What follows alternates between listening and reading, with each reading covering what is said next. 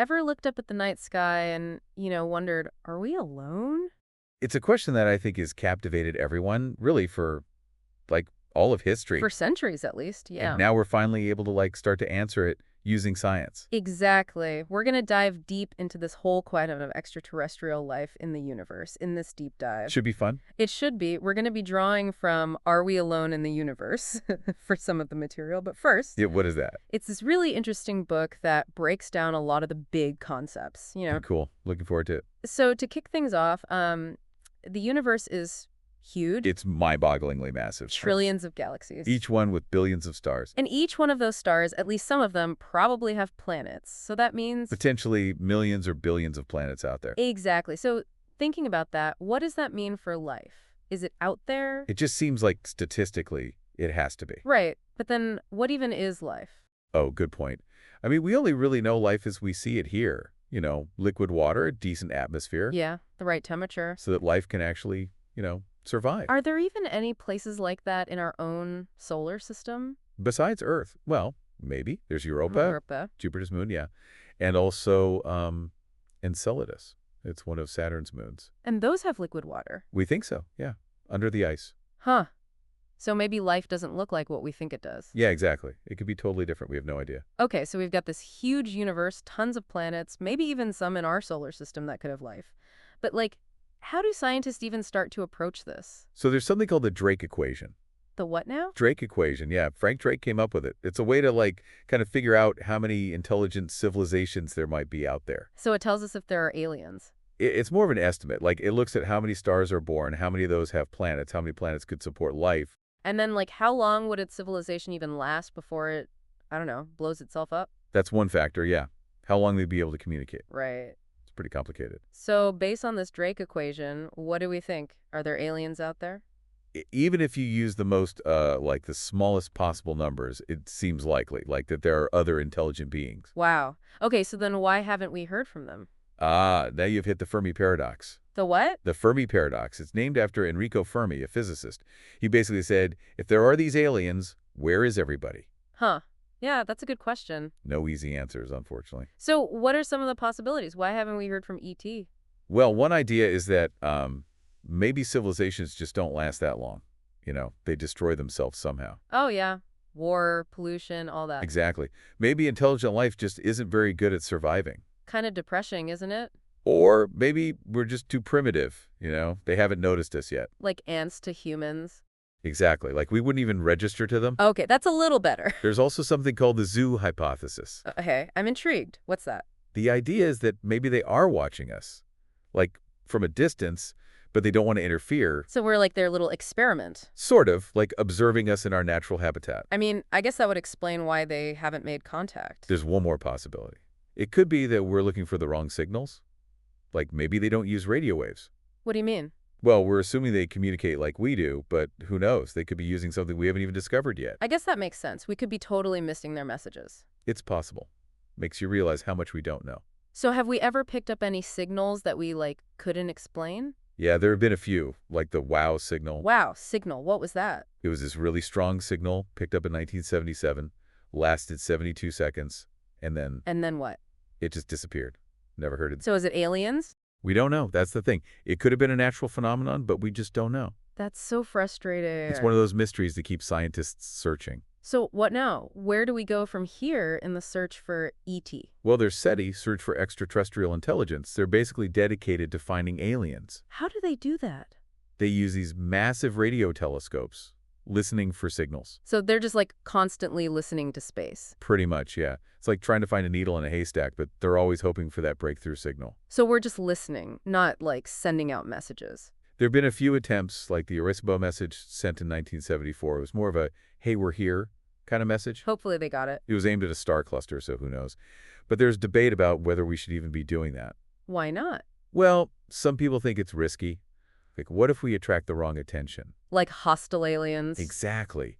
We just don't know what's out there. But others think we should try to make contact. Yeah, some think it's worth the risk, that it could be the biggest discovery in human history. I mean, I can see both sides. It's a tough call. No easy answers in this field, that's for sure. But I guess the biggest problem, no matter what we do, is just the sheer size of space. The distances are just mind-boggling.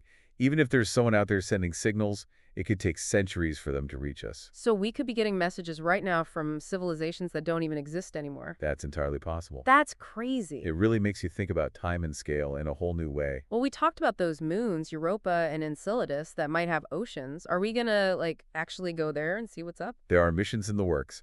NASA's Europa Clipper mission is launching soon. Soon? Like when? In the next few years, it's going to orbit Europa and study its ocean. So they're gonna look for aliens? Not directly, but they'll be looking for signs of life, like organic molecules. And imagine if they find something. It would be huge. It would change everything. It would mean that life isn't just limited to Earth. Okay, so we've talked about a lot of stuff here. The vastness of the universe, the possibility of life, how hard it is to find, those missions to Europa. It's a lot to take in. So, bottom line, what do you think? Are we alone? Honestly, I have to believe we're not. It just seems too improbable that we're the only ones in this vast universe. I kind of agree. But then there's that Fermi Paradox. Always that paradox. Yeah, it makes you wonder. It's a mystery that will probably keep us guessing for a while. I guess that's part of the fun, though, right? The not knowing. Yeah, it definitely keeps things interesting. Well, on that note, I think we've covered a lot of ground for today. Definitely a good start. We've explored a lot of the big ideas about the possibility of life beyond Earth. And honestly, it's pretty mind-blowing stuff. Agreed. It makes you appreciate the universe in a whole new way. So for all of you listening, keep those questions coming. Keep looking up at the stars and keep wondering. You never know what we'll discover next. Exactly. The search continues. Thinking about all these possibilities, are there any other places besides these moons, that might have life? Well, we can't rule out Mars. Mars? Really? Yeah. It's not exactly hospitable now, but there's evidence it was very different a long time ago. Different how? Warmer, wetter. It might have even had oceans. Whoa, oceans on Mars. That's what some scientists think. There are signs that water flowed there billions of years ago, and we found organic molecules in the soil. So like the building blocks of life? Exactly. It's possible that life did exist on Mars, but something happened. What do you mean? Well, Mars lost its magnetic field. Ah. That magnetic field protected it from solar wind, which can strip away an atmosphere. So Mars just dried up? Pretty much. The atmosphere thinned, the water evaporated, and it became the Mars we see today. Kind of sad. But it does make you wonder, what if there are still traces of that ancient life? You mean like fossils? Maybe. Or even possibly microbial life deep underground.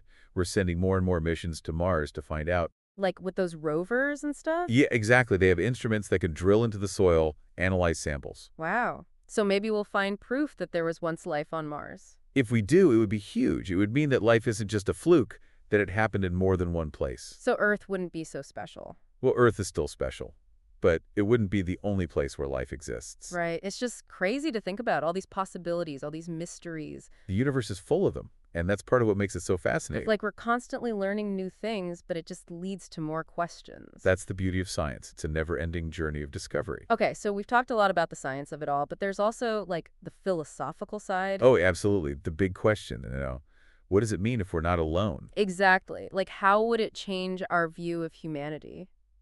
I think it would make us realize how small we are. In a good way. Yeah, I think so. It would be humbling. We'd realize we're just one species on one planet, and there's so much more out there. It would definitely change things. Imagine actually meeting an alien civilization. It's hard to even fathom. What would we talk about? What would we learn from each other? It's one of those things you can't even really imagine until it happens. But just thinking about it can make you appreciate our place in the universe a little differently. I guess so. It's it opens up your mind to all these possibilities, all these different ways of thinking. It's a reminder that there's so much we don't know, so much to explore. And that we're part of something much bigger than ourselves. Exactly. We're part of this vast, interconnected web of existence. And that's pretty amazing. It is, and it makes you wonder, what's the next chapter in this story? What will we discover next? Who knows? But I'm sure it'll be fascinating. Well, we've talked about Mars, those icy moons, the philosophical side of things. That's been a good discussion. Definitely. And I think it highlights just how much there is to learn about this whole question of extraterrestrial life. The journey that's just begun. And who knows where it will lead us. That's the exciting part. We're constantly pushing the boundaries of knowledge, exploring the unknown. It's we're on a quest to understand our place in the universe. And maybe, just maybe, we'll find out we're not alone after all. I think a lot of people listening are probably thinking the same thing right now. Yeah, it's really something to think about, isn't it? Makes you look at the world a little differently. For sure. Especially when you consider, what if we actually found another civilization, one that's been around for, I don't know, millions of years? Oh, wow. What could we learn from a civilization like that? I mean, think about it. They would have figured out so much. Maybe how to, really live sustainably. Yeah. Or how to, avoid destroying themselves. Like they must have some secrets to success. Maybe they've figured out how to, I don't know, solve climate change or something. Yeah, or maybe they've evolved beyond all these problems that we're still struggling with. Right, like what if they've achieved some kind of higher level of, I don't know, consciousness or something? It's definitely a humbling thought. Makes you realize that maybe finding aliens wouldn't just be about, like, meeting them. Yeah, it could be about learning from them. And maybe even evolving Could be ourselves. like a whole new chapter for It humanity. really makes you think. It does. It puts things into perspective. We've been so focused on our own little world. That we forget there's this whole vast universe out there. And who knows what's out there waiting to be discovered. It's exciting, isn't it? It really is. Well, I think we've covered a lot of ground in this deep dive. We have. From the science to the mysteries to the, just the wonder of it all. And even though we don't have all the answers... The search continues. Exactly. So to everyone listening out there, keep looking up at those stars. And keep asking those big questions. Because you never know what we might find out there. Absolutely. That's it for this deep dive. Until next time, keep exploring. And keep wondering.